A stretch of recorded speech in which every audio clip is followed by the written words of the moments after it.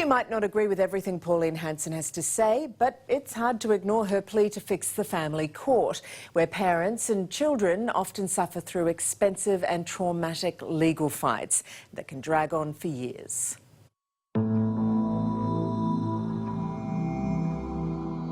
I just think that we haven't got it right. I think it needs a complete overhaul.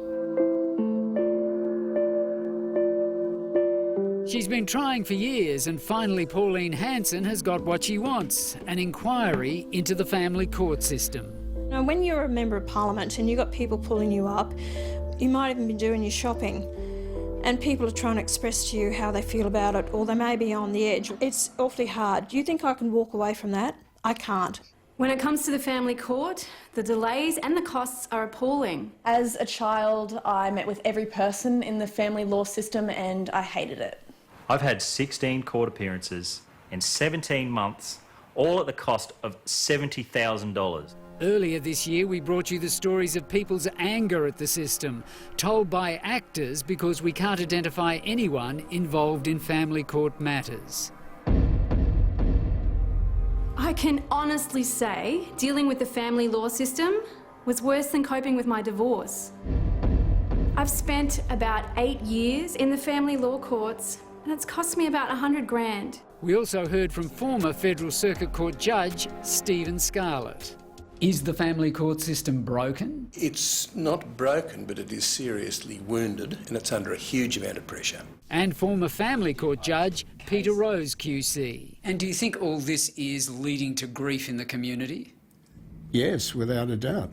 So, Chris, we've heard about domestic violence orders brought against, partners. That is untrue. There's lies being told. People have their own self-interest, but it really, at the end of the day, is it right on the other parent? Is it right for the children? I don't think it is, and it needs to be called out for what it is. Pauline's comments about people lying about domestic violence aroused a storm of protest and calls for Pauline to be cut out of the inquiry, but the senator doesn't care. I don't care what those people say to me. Actually, I've been proven to be right in what I've said. So I'm going to stick by my guns. I will see this through. I'm a professional man. I run my own business. I've never been in trouble with the law. All of a sudden, I'm called up in family court over a domestic violence charge. It wasn't true, but it took over 9 months to get the case dismissed. I've seen people throw what can only be described as absolute tantrums in court. I've seen people taking a really mean approach to their other partner, especially when dealing with children. It takes two to make a child, and I just believe that that child has a right to have a mum and a dad in their life, and grandparents and an extended family. And it's a shame that their differences can't be settled. And I just feel that the courts aren't getting it right. The Senate inquiry will consider a wide range of issues, and Pauline Hanson, who'll co-chair the inquiry, wants to hear from people who've been through the process.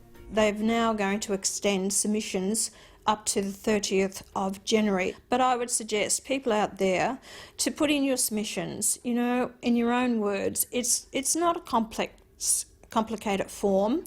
Have your say. You may have the opportunity to get before the committee. You'll find the form on the Federal Parliament website. It asks a series of questions about what people think of the system, including the cost to families and the impact on children. And it asks if you want to give your evidence in person.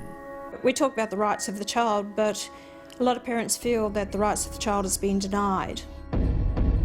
Insiders say the family law system is sinking under the weight of a backlog of cases. At the end of last year, it was estimated there were 20,000 cases waiting to be heard. That means that families are having to wait up to 5 years to have bitter custody and property disputes resolved in court. Lawyers are telling women exactly what to do to cause the maximum amount of pain on fathers in the hope that they would give up. Look, Chris, we're wanting to go to every state and territory in the country. We want to take it to every capital city and regional areas. Let's hear from the everyday Australians, and that's what I want to achieve out of this, and let them feel as if someone is truly listening to them. And submissions to the inquiry can be made anonymously if you wish. The link is on our homepage. And the findings will be handed down in October.